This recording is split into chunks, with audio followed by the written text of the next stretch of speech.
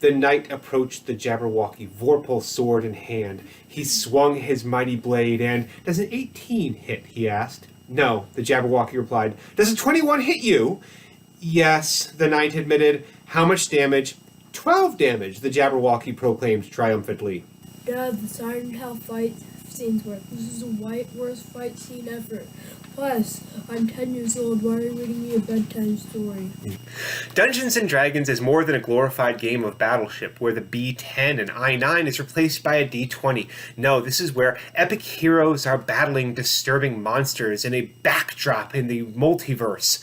No, this is fun stuff, and this is not just a hit or miss scenario, but it's a back and forth where sometimes epic wounds can be taken. So how do you roleplay your character in the midst of seething combat? Well, let's look at some general rules.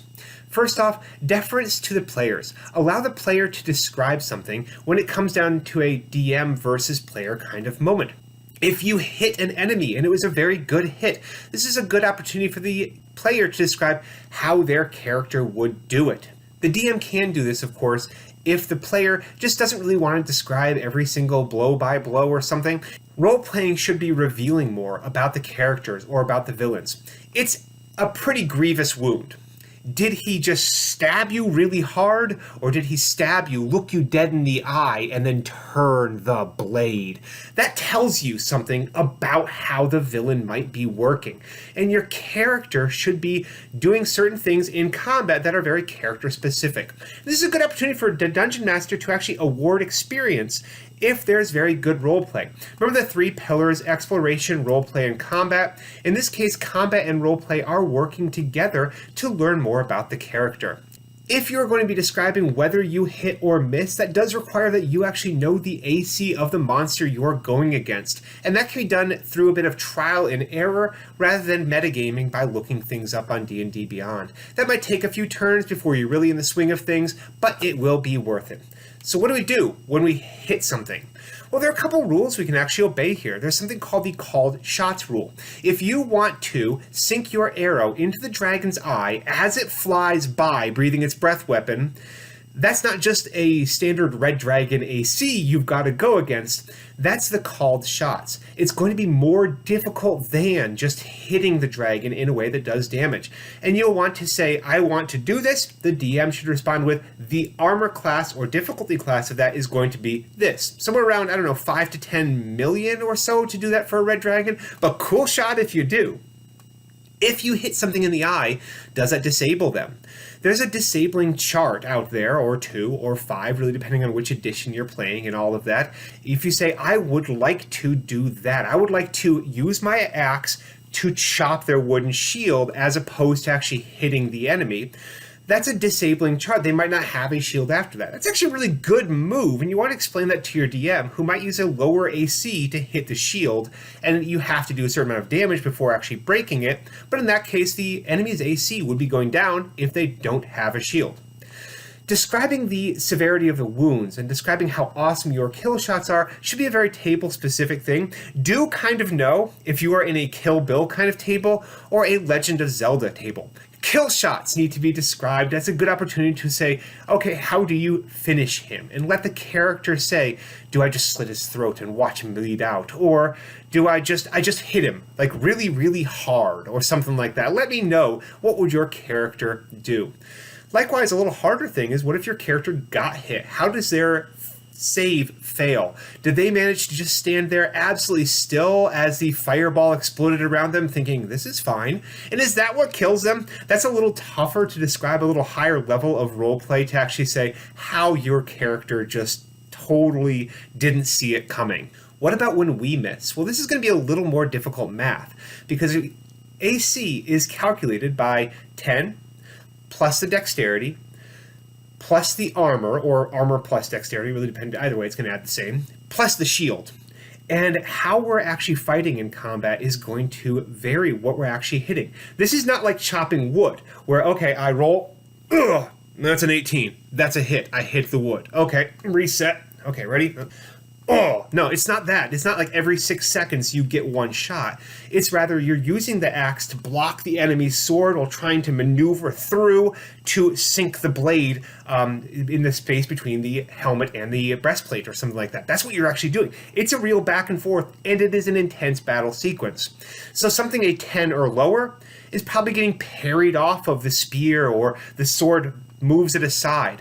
Or if it's an arrow, it just goes wide. Maybe even parts the enemy's hair as it goes by.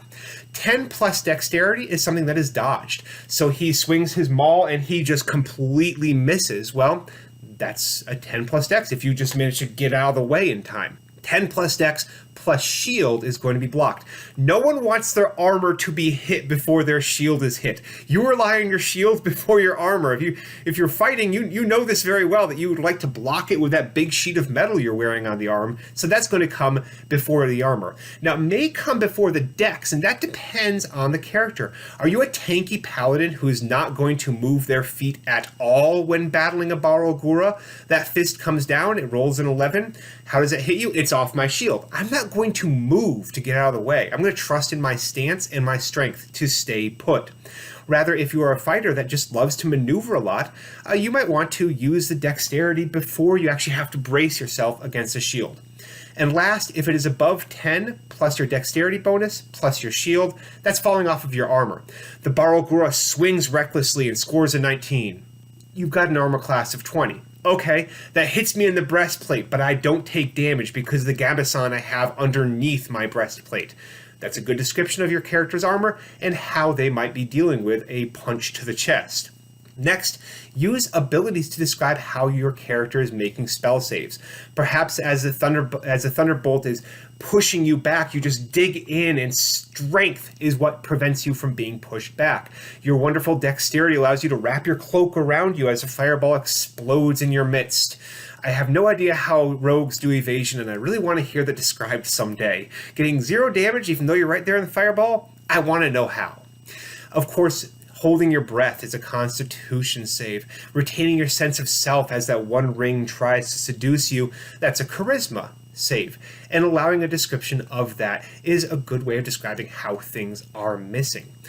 Last, if you want to describe your own critical fumbles that may allow you to set your character up for disadvantage, they probably hate you for it if you just made them drop their mace, but that's a good advanced way of describing, I rolled a 1, you know what, I screwed up, here's what I'm going to do. Sometimes a DM wants to use their critical fumble table, or maybe you just don't do that in your table. It's a miss. It's a really bad miss. And that's it.